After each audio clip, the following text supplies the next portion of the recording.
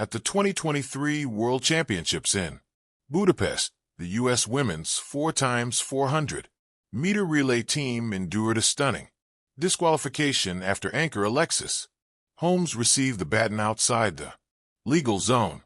Track and field star Quanera Hayes made several desperate attempts before the pass was finally completed, but the error cost the team both the race and its reputation for reliability in the longer relay. For a program that had captured 7 of the previous 8 world titles in the event, it was a sobering reminder that even the most secure American stronghold was not immune to baton trouble. 2 years later, Paris delivered a much brighter memory.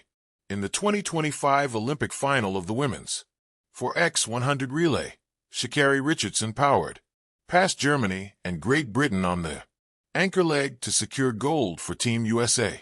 The quartet of Richardson, Gabby Thomas, Twanashi, and Melissa Jefferson stopped the clock at 41.78, a mark that not only held off Europe's best, but also added to the Americans' historic tally of 12 Olympic titles in the event. Yet, even in triumph, the race was not free from tension. Thomas's exchange with Richardson wavered on the brink of mishap, leaving questions about whether old problems were again emerging. Those doubts resurfaced this season when a short clip shared by track enthusiast Travis Miller showed Tamara Clark and Josh Sears practicing baton exchanges ahead of the World Championships.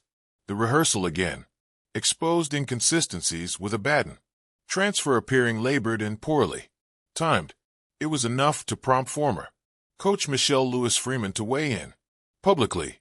L. Freeman has spoken directly to the matter, emphasizing both science and precision in an area too often left to instinct. Putting tape on the track sounds simple until you realize it takes a formula to put it in the right place. That's the science of the baton speed. From there, you coach the execution. That's the art, she explained. Her perspective underscores why the United States, despite its unmatched depth of talent, has remained vulnerable in races decided by marks, timing, and mechanics.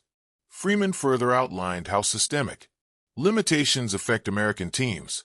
At the elite level, every SEC counts. It's about maximizing, not guessing, especially with little to no practice time, she said.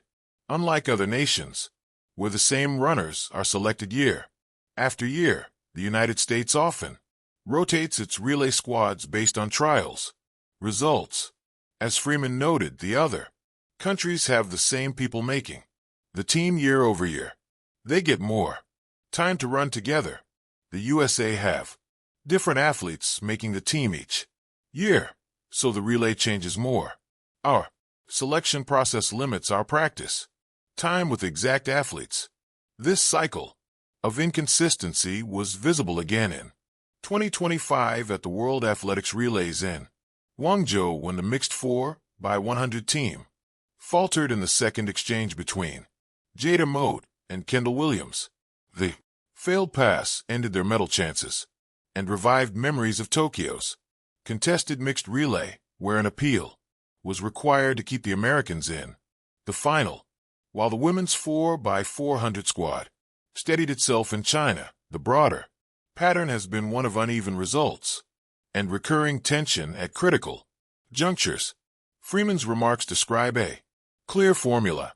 It's a formula I had been working on to perfect, considering the incoming runner's max velocity by the time they hit the zone and the outgoing runner's time to accelerate to the chosen meetup point in the zone, 20 m.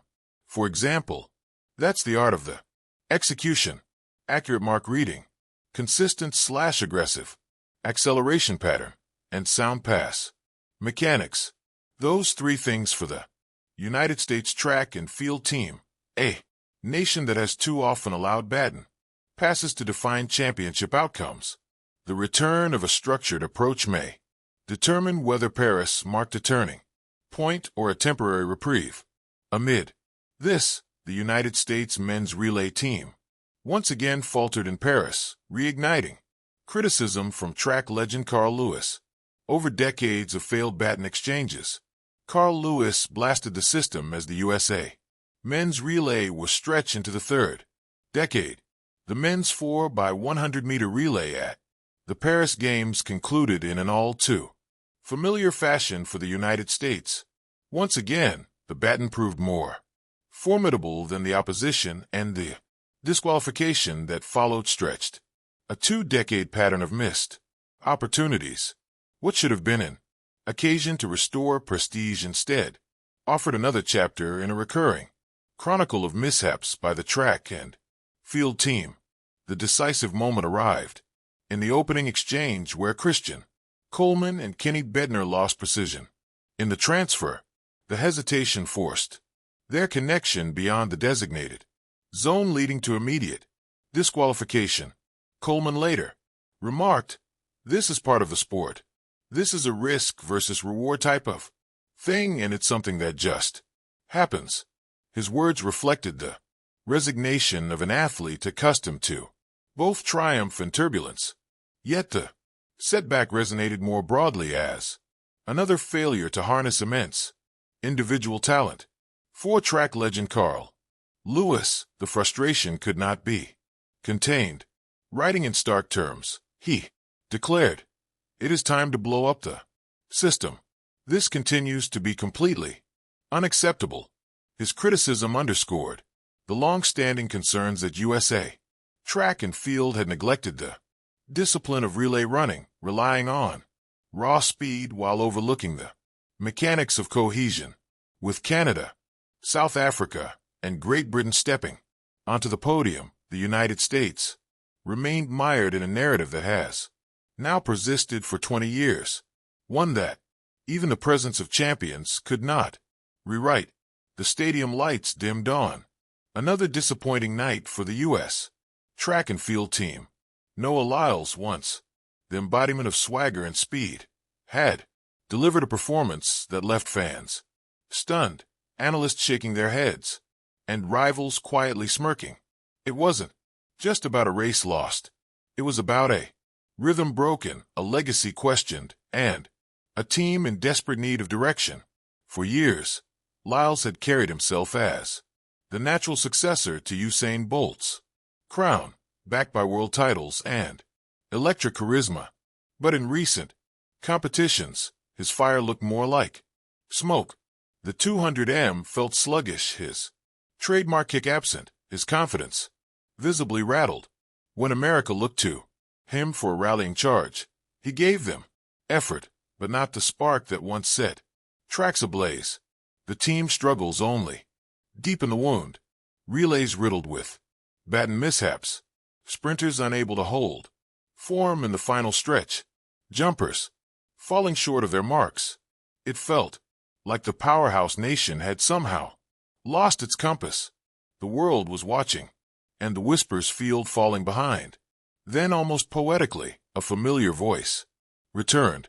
A former coach, long retired from the limelight, stepped into the conversation with a rare firmness.